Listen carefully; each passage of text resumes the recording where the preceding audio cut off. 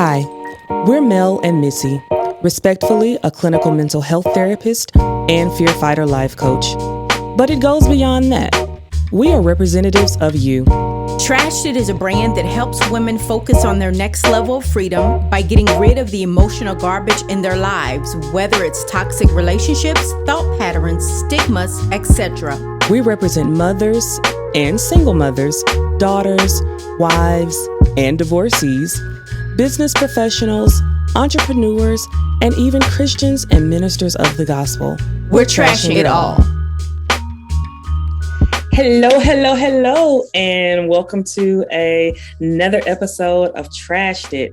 And I think first of all, Missy, I don't know about you, but I'm still on a high from this. I am. What a beautiful time we had. I know. So for those that don't know, we did our very first live podcast in Evansville, Indiana. Yeah. So if you didn't watch that one, definitely make sure you check it out on YouTube or on Apple Podcast or Google or wherever you're listening to your favorite podcast. It was absolutely wonderful. We had wonderful guests, Jackie Hedgepeth, yes, and Rhonda Drake, yes, and it was very powerful. It was powerful, and then we trashed plates afterwards. That was also our fundraiser for breast cancer awareness. So yeah, we're very excited about that. Awesome. Yes. So, Missy, what are your thoughts regarding last weekend? Oh gosh. Hey, I have finally caught up on my sleep. I know, right? we both were just going. It took me 3 days. It took me about 2.5. Yeah. Yes. And you must have known I was tired because I didn't text you early. I didn't text you, call you early, send you emails early. I was tired, but all in all, we had a great time. It was powerful. It was encouraging. And it was wonderful just to come out and be among individuals. The weather was gorgeous. It was. And I am so appreciative of Mo, right? Yes. For letting us use Mo's house. That's Mariah, and she has a space in Evansville, Indiana. If you are ever in the Midwest, close to Evansville, close to Henderson, Kentucky, anywhere in that vicinity, please do yourself a favor and visit Mo's house. Please. Have a libation or two. Yes. Mango. Yes. Have a mango.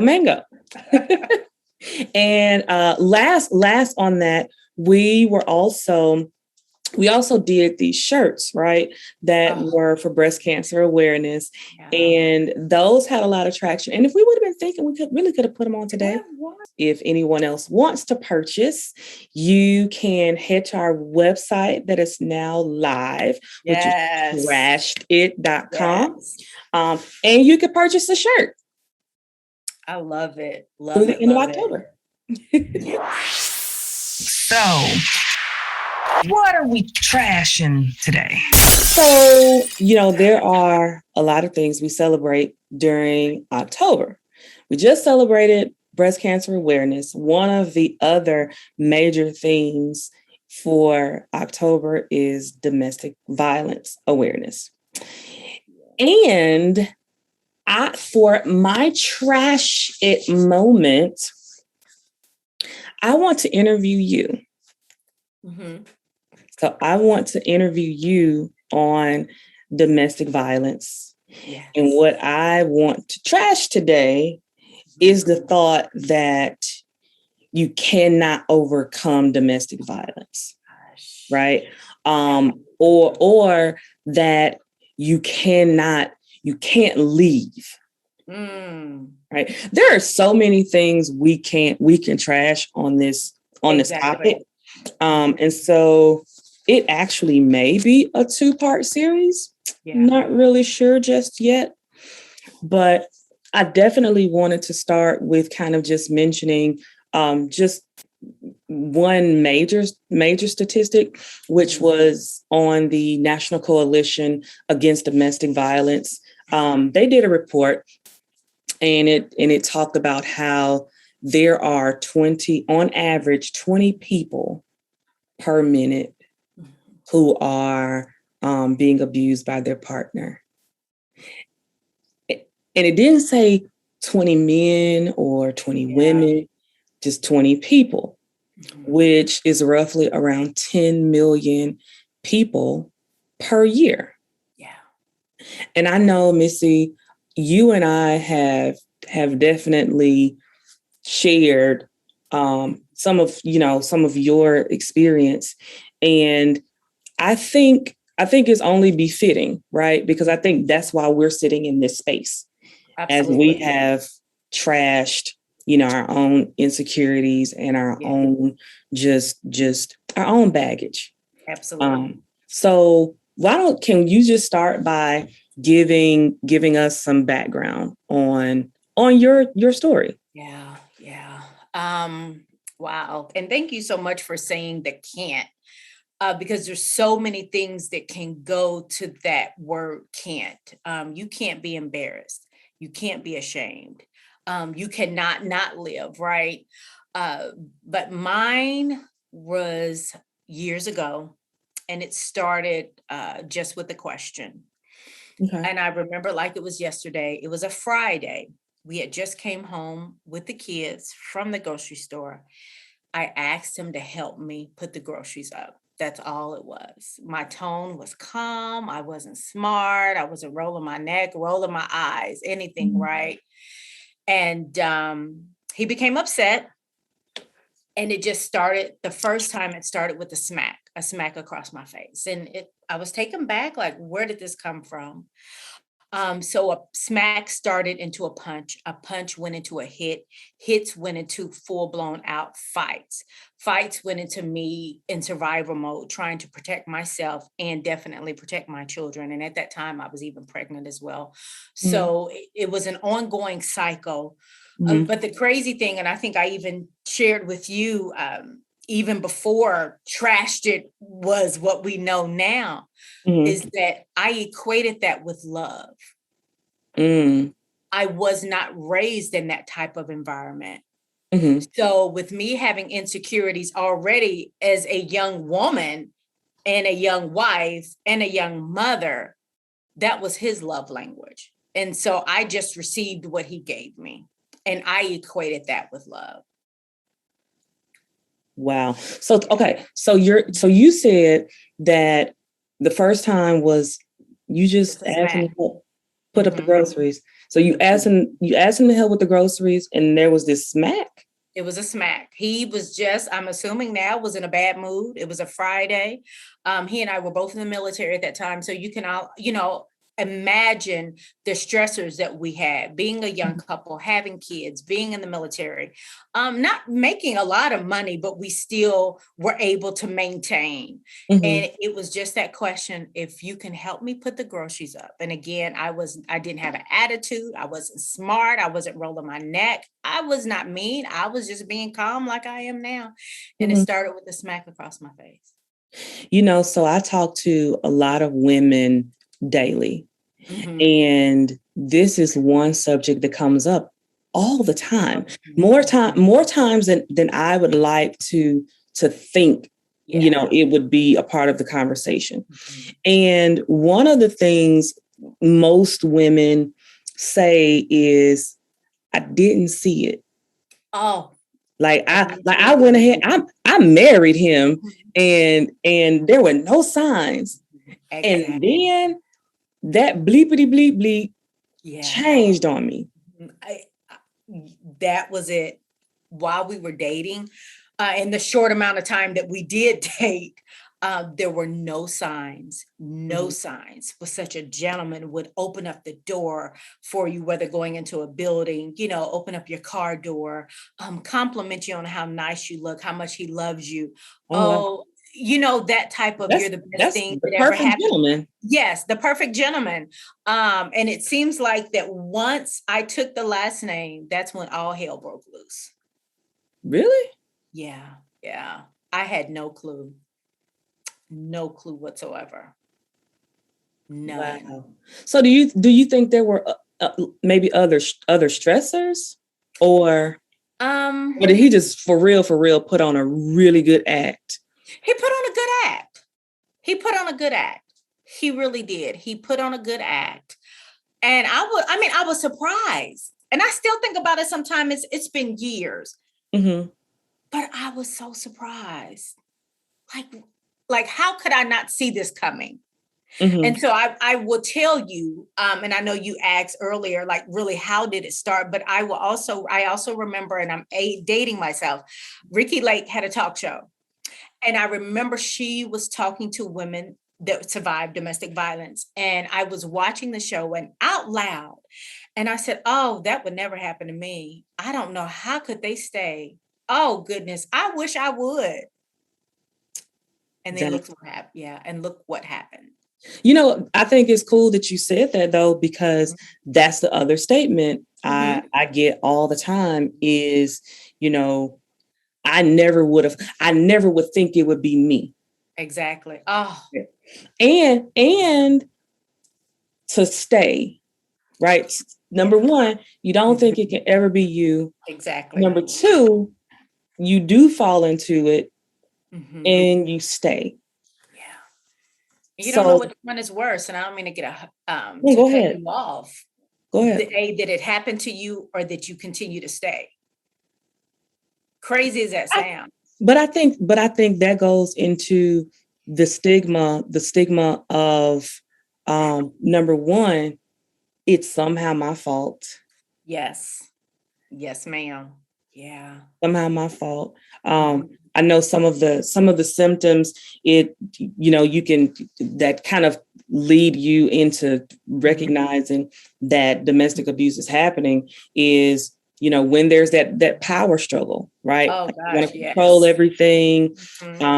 They become extremely jealous, try to isolate you from family and friends, embarrass you. Yes. Embarrass you, especially in front of other people. And then here's one that I think is very interesting.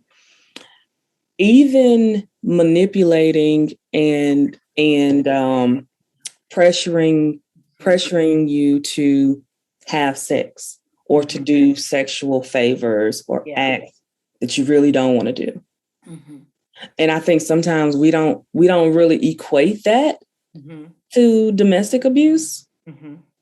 So what would you say when it comes to those stigmas, or the first one, the stigma of it's my fault?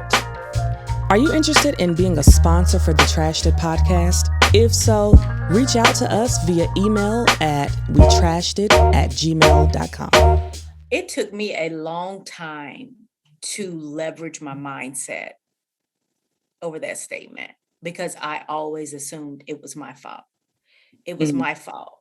But it's not. It is not your fault that this has happened or that it is happening. Oh gosh, Melanie, you know what? No one has ever asked me that, but I had to start leveraging my mindset over it. And it wasn't until after our divorce. Were you embarrassed? Oh, absolutely. And it was a hidden secret. Nobody knew. So one person knew. Did you feel like that was necessary? I did. Yeah, because I protected him and had to protect my kids. And so again, he and I were both in the military. So, the repercussions from that. So, not wanting him to get in trouble, because if he gets in trouble, then he gets kicked out. Then where's the income going to come? Because now we're down to one income now, then we have the kids and oh my goodness, then what if CPS comes in and takes the kids? Then, so it was a revolving door of thoughts, of negative thoughts that I had. And so I protected them. And it ended up costing me. When you say it costed you, what do you mean? Oh gosh. It cost me my freedom. It cost me my emotions. It cost me relationship with my children. And I say that to say, because during that time, I raised my kids in survival mode. Mm-hmm. So there were so many things that I missed out on as a young mother with young kids. And there were so many things that my kids missed out on as young kids because of the environment that they were raised in. And that wasn't fair to them. But at the same time, I didn't know and I didn't understand. Mm-hmm. Because who is going to help me? I remember contacting an attorney, going to press charges against them. And the first thing that he said, well, if you do that, you won't get child support. Are you serious? So again, it was a revolving door. So it goes back to, you really do think it's your fault. Well, I can't get him in trouble. I can't let this happen. Mm-hmm. If he leaves, then, there's no money coming in. Or like I stated, we're down to one income. So I always thought it was my fault. Crazy as it sounds. But like you stated, it's control and manipulation. Yeah. Yeah. And here's one of the other things I always hear, the saying or the quote, well, I don't want my kids to be raised in a one-parent home. Yeah. And like this thought of, I can see so much potential. Mm-hmm. Like if he would just change this, or, if he would just do this, I know he can. Mm-hmm. And, we could be this family. Yeah. It's in him. Yeah. And so my question is usually, okay, is your statement based on actual facts, or is your statement based on what you would like to see? The latter. What I would have liked to have seen. Yeah, there was potential there. Everybody has potential. I think it's hard to leave somebody that you love, though. Oh, it was very hard.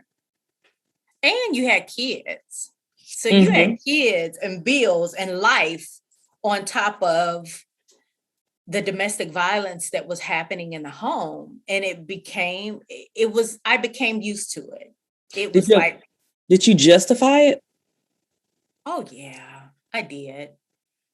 I justified it. The kids had to be quiet. They had a bad day at work. Things are going on. Money is tight. Well, I understand, but it shouldn't happen. Love is patient. Love is kind. You keep going over in your mind about things, but you put sunglasses on and you put your face on, you mask up.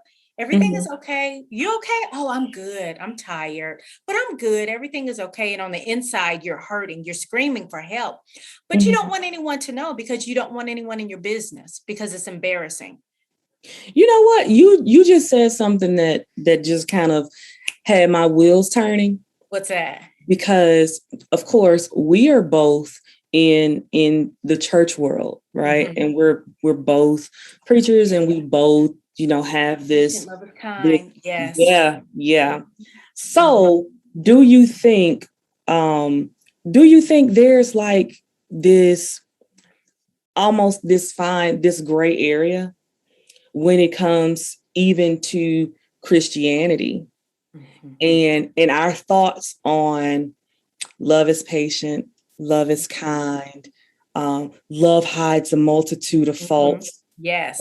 Because those are the ones especially that verse. Yeah, those are the ones we say. And sometimes I wonder if we use that as the scapegoat, or we hold so rigid to that scripture, to those sayings, that we just let it go. Yeah, we do. We turn the other cheek. Oh God, there you go. God gives us grace and mercy. Yeah. His grace He forgives all of our sins. His grace is sufficient. Yeah, this too shall pass. And I think about, some of the scriptures that I would just quote in my head. And at that time, he and I were not steady in a church setting, or had a covering, I should say, because I don't like to keep using the word church. Church is the building, right? But it's, it's really in here. But so during that time, again, we were young. So we did not have a steady covering. We did not have a church, that we called home. As far as, of course, in the Baptist church, move your membership. My membership was still, at my home of record, which was here in Evansville. And his was in Georgia. So we did not have a consistent covering. We didn't go to church on a consistent basis. And you know how it is when you leave home, like, mom and dad's not here. I'm grown. I can do whatever I want. I go when my back is up against the wall, And so that's how our church attendance was. So again, we did not have that covering. So all I knew were those love scriptures. Love is patient, love is kind. And so I justified those scriptures as, well, it's going to get better. Wow. Yeah. And I know we have a short amount of time and there's just so much I think you and I both want to say about it. And that I think we can say about it.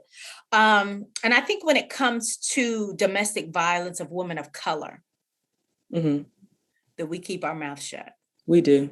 We keep our mouth shut because we do not want anyone to know our business. Like what happens in the house stays in the house. This is not Vegas.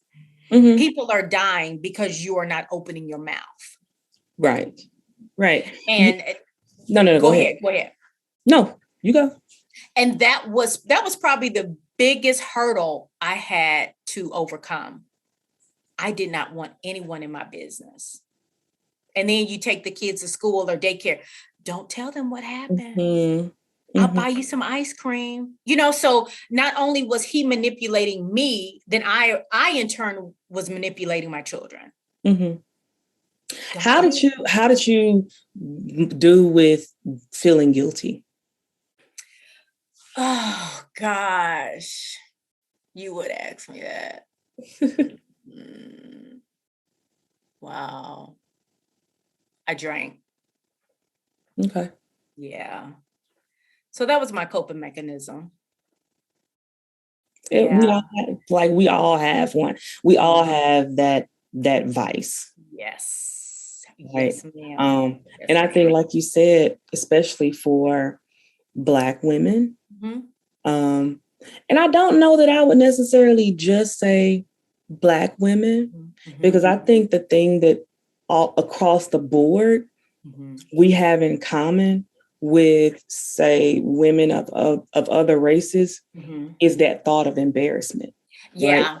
Right? I think there are some things that are prevalent to, being a Black woman dealing with domestic violence. Yeah. But I think on so many levels across the board, we're the same. You're right. And it doesn't have a look. It doesn't have a socioeconomic status. You could be living in a 10-bedroom home and still be getting your butt whipped. You're right. Right. Right. And that's still embarrassing. That's still something very that embarrassing. we'll be shameful about. Yeah. So when it comes to the kids, how did you deal with moving past the guilt with them when you finally decided to move on? Gosh, not until they were older. Not until they were older, and we went through family counseling, went through therapy. And so during that time, a lot of things came up. Man, you would ask me that, and I feel the tears coming. A lot of things came up at that time, and they were young, but they remembered. So they suppressed. And to say, but mommy, like you let that happen. In their mind, I let it happen, but in my mind, I'm protecting them. And I'm at a point now where we just have to have open dialogue and have conversations. Now, when we started Trash It, we gave a disclaimer that sometimes you might see us cry. Right. And it's one of those moments. Yeah. And it's one of those moments. And it took a long time. And it wasn't until years, like I stated, we started going through family counseling, Mm-hmm. that a lot of it came out. And they kept it inside for so long. Mm-hmm. And I felt like a ton of bricks had been What do laid on my you chest. so what do you say to women even now Mhm. who have that thought of, oh my God, it's my fault, right? Like Mhm. it's my fault. My kids are ruined. I Yeah. ruined their lives. Mhm. You know, the reason they are doing what they're doing now as adults or acting out as a kid in school, it's Mhm. my fault. Yeah. I failed them. Like, what do you say to that woman? You know what? Outside of telling them and telling her that it is not their fault, it is not your fault. Now is the time to seek help. Mm, Counseling. If you are in an unsafe environment, there are so many organizations that can help you get out safe and get out safely. mm, Um, I do believe that organizations, shelters, support groups have truly grown throughout the years. mm, Back in the day, you didn't have a lot of safety nets. There weren't a lot of safe places for women to go to. And this was what, 20 years ago, that we couldn't go to. You could call 911, you could go to a neighbor's house, but guess what, Mel? You had to go back home. right. So it's not your fault. Mm, There's an issue there. There's an issue. And I would tell any woman, especially that has children, and if your children are being affected by it, please seek counseling. There is nothing wrong with therapy and or counseling. mhm, And we did it. And unfortunately, we did it late, but we did it. mhm, And so I do believe that's when we were able to work on some issues. And when I say family unit, I'm talking me and my 3 children. mhm, Nobody else, but it was me and my children. mhm. I'll say, I think sometimes it takes us a while to even realize that Yeah. we've even been in Mhm. a domestic violence situation, Uh-huh. right? So Absolutely. I know for you that was out there, right? There was no way Yeah. around that. Um, And I don't mean to cut you off, but mine was also, not only was it physical, but it was emotional as well. So mhm, I had them both. So mhm, not only you becoming the punching bag, but then you're hearing that nobody will ever want you. You ain't nothing but a piece of crap. mhm, Calling you out of your name. Look at you. You're ugly. You're fat. You're bald. And all of these things yeah. played in my mind. Mhm, And again, so I see parts to mhm, this coming because I yeah, know there's more. Yeah, yeah. I know there's more. I think sometimes we don't even realize that um, in the course of a marriage, right, or just in Mhm. the course of a relationship, um, you know, there are times when I'm going back to the sexual part of it, Mhm. right? Because this is a part where I think it gets really, really sticky, and Murky. and it Yeah. gets really the shades of gray are just all over the place, right? So I think there are times when, even in our relationships, when we are asked as women Mhm. um, to do things, Mhm. sexual acts, sexual favors that we say no to, Mhm. right? And there's still this, well, I want you to do it. Mhm.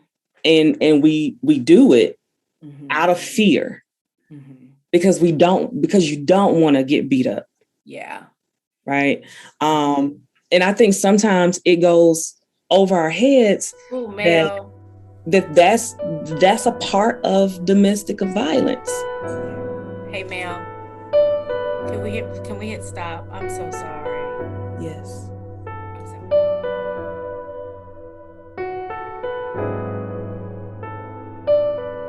As always, we thank our listeners for tuning in. We invite you to subscribe to our YouTube channel, Trashed It! Podcast. You can listen to our podcast on various podcast platforms. You can also subscribe to our YouTube channel, Trashed It! Podcast. And please chit chat with us throughout the week on our social media channels, Facebook at Trashed It and Instagram at We Trashed It.